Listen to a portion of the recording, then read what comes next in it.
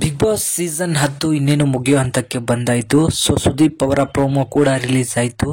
ಸುದೀಪ್ ಅವರೇ ಸ್ವತಃ ಅವರಾಗೆ ಹೇಳ್ಕೊಂಡ್ರು, ಇದು ಕೊನೆಯ ಕಿಚ್ಚನ ಪಂಚಾಯಿತಿ ಫಾರ್ ದಿಸ್ ಸೀಸನ್.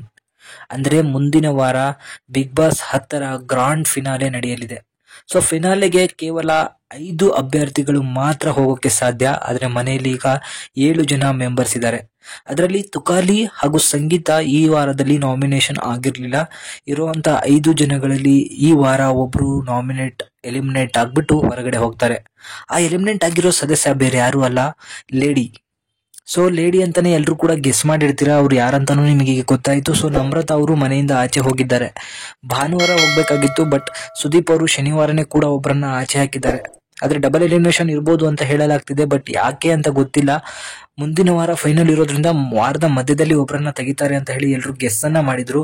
ಆದ್ರೆ ನಮ್ರತಾ ಅವ್ರನ್ನ ಶನಿವಾರನೇ ಹೊರಗೆ ಹಾಕಿರೋದು ಆಶ್ಚರ್ಯ ಮೂಡಿಸಿದೆ. ಅದ್ರ ಜೊತೆಗೆ ತುಕಾಲಿ ಅವರು ಅಲ್ಲ ಅಂದ್ರೆ ಮತ್ತೊಬ್ಬ ಯಾರು ಹೊರಗೆ ಹೋಗ್ತಾರೆ ಅನ್ನೋದೇ ಒಂದು ಕುತೂಹಲಕಾರಿ ಪ್ರಶ್ನೆ ಆಗಿದೆ. ಯಾಕಂದ್ರೆ ವರ್ತೂರ್ ಸಂತೋಷ್ ಹಾಗೂ ವಿನಯ್ ಮತ್ತೆ ಕಾರ್ತಿಕ್ ಅವರ ಮಧ್ಯೆ ಈಗ ಪ್ರಬಲ ಪೈಪೋಟಿ ನಡೀತಾ ಇದೆ. ಅದರಲ್ಲಿ ಯಾರು ಉಳ್ಕೊಂತಾರೆ ಅನ್ನೋದೇ ದೊಡ್ಡ ಪ್ರಶ್ನೆ ಆಗಿದೆ. ಯಾಕಂದ್ರೆ ಪ್ರತಾಪ್ ಫೈನಲ್ ಹೋಗೋದಂತೂ ಪಕ್ಕ ಆಗಿದೆ. ಯಾಕಂದ್ರೆ ಅವನ ಅಭಿಮಾನಿ ಬಳಗನ ಹೊರಗಡೆ ನಾವು ನೋಡಿ ಗಾಬರಿ ಆಗಿದ್ದೀವಿ. ಯಾಕಂದ್ರೆ ಅಷ್ಟು ಅಭಿಮಾನಿ ಬಳಗ ಇದೆ. ಯಾವುದೇ ಒಂದು ವಿಡಿಯೋನ ಹಾಕಿದ್ರು ಕೂಡ ಪ್ರತಾಪ್ ಅವರ ಅಭಿಮಾನಿಗಳಂತೂ ಹುಚ್ಚೆದ್ದು ಅವನ ಬಗ್ಗೆ ಮಾತಾಡ್ತಿದ್ದಾರೆ. ಅದರಿಂದಾಗಿ ಪ್ರತಾಪ್ ಫಿಕ್ಸ್ ಆಗಿರ್ತಾನೆ ಫೈನಲಿಗೆ ಹೋಗೋದು. ಈಗ ಇರೋದ್ರಲ್ಲಿ ವಿನಯ್ ಹಾಗೂ ಕಾರ್ತಿಕ್ ಮತ್ತೆ ವರ್ತೂರ್ ಅವರ ಮಧ್ಯೆ ಪೈಪೋಟಿ ಬೀಳ್ತಾ ಇದೆ. ಪೈಪೋಟಿಯಲ್ಲಿ ವರ್ತೂರ್ ಗೆಲ್ತಾರ ಅಥವಾ ಕಾರ್ತಿಕ್ ಗೆಲ್ತಾರ ಅಂತ ಗೊತ್ತಿಲ್ಲ. ಯಾಕಂದ್ರೆ ವಿನಯ್ಗೂ ಕೂಡ ಫ್ಯಾನ್ ಬೇಸ್ ಇದೆ ಹೊರಗಡೆ.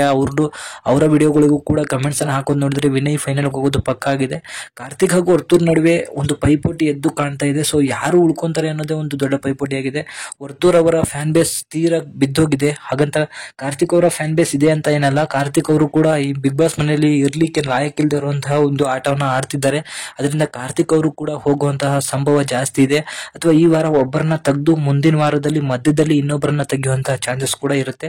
ಇವೆಲ್ಲ ಕುತೂಹಲಕ್ಕೂ ಒಂದು ಸ್ಟಾಪ್ ಬೀಳ್ಬೇಕು ಅಂತ ಹೇಳಿದ್ರೆ ನೀವು ಇಂದು ರಾತ್ರಿ 9 ಗಂಟೆಗೆ ಎಪಿಸೋಡ್ ಬರ್ತಾ ಇದೆ, ಅದನ್ನು ನೋಡಿ ಎಂಜಾಯ್ ಮಾಡಿ. Thank you.